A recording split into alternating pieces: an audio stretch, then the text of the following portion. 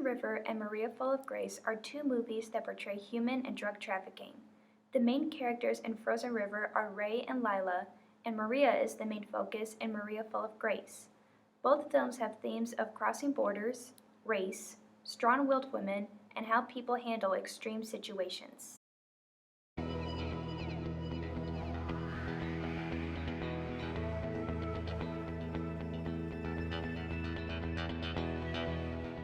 Both Ray and Lila are mothers who are down on their luck with money and form a difficult alliance with human trafficking. The process of taking illegal immigrants across the border from Canada to New York is dangerous, and despite prejudice of race towards each other, they have to work together. In the end, when they are caught, Ray steps in for Lila going to jail, and this was the moment where the two women create a bond. Lila takes her own son back and promises to look after Ray's sons until she returns to her new home that she was able to earn from her trafficking money.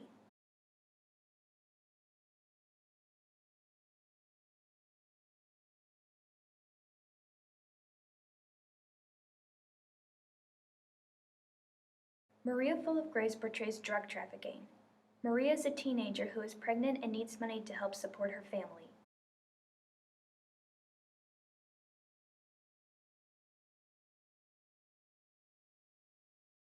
When the opportunity of earning a lot of money for being a drug mule is offered her, she takes the risk of swallowing more than 60 wrapped pellets of drugs and flies to America for the very first time. She faces dangers of almost getting arrested, her friend Lucy getting killed, and her and her friend Blanca escaping into a city that they've never been to before. After she is safe, Maria decides to stay in America where she will have better opportunities to make money and to raise her child. Both films tell stories of race, illegally crossing borders, and human and drug trafficking. Even though these films are different stories, they have similar circumstances. The women in these films are in desperate situations with money and taking care of their families, and they have no choice but to take these dangerous jobs. They are thrown into extreme situations where they have to risk their safety and their lives in order to make money. The circumstances test their characters, like Ray stepping in Lila's place for going to jail, or Maria trying to get justice for Lucy's death when she could have easily ran away. The films also bring up subjects of race and women's roles. Ray and Lila are mothers who are responsible for themselves and have no assistance from a man to take care for their families.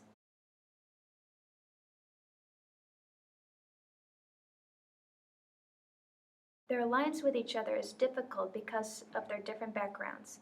Ray is white and Lila is a Native American living on a Mohawk reservation. The police were willing to let Ray go because she was white, but knowing that she would have an easier time in jail than Lila would, she took her place.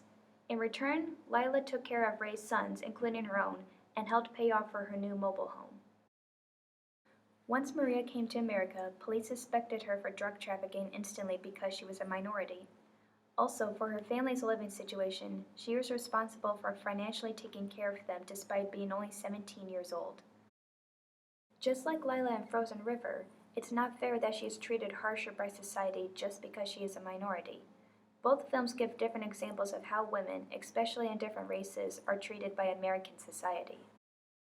These films portray women's roles in hard situations, politically, financially, and socially. Despite the controversial topics of illegal trafficking displayed in these films, both Frozen River and Maria Full of Grace show positive role models for women. The protagonists face obstacles of how society treats them by gender and race, and they take care of themselves instead of depending on someone else. They are strong, independent, and they have courage and love.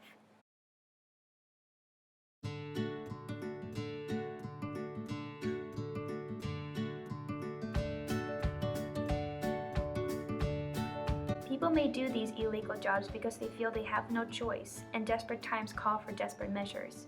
Yet it was through these extreme situations that tested these women's humanity. They still fought for their friends instead of being selfish and looking after themselves. Both of these films can bring awareness to these issues of illegal trafficking and maybe even create a different point of view of why people may be involved in them. The film also reminds audiences what it means to be a good person, that despite what society or one's culture might say, we are all people and we all need to be treated equally.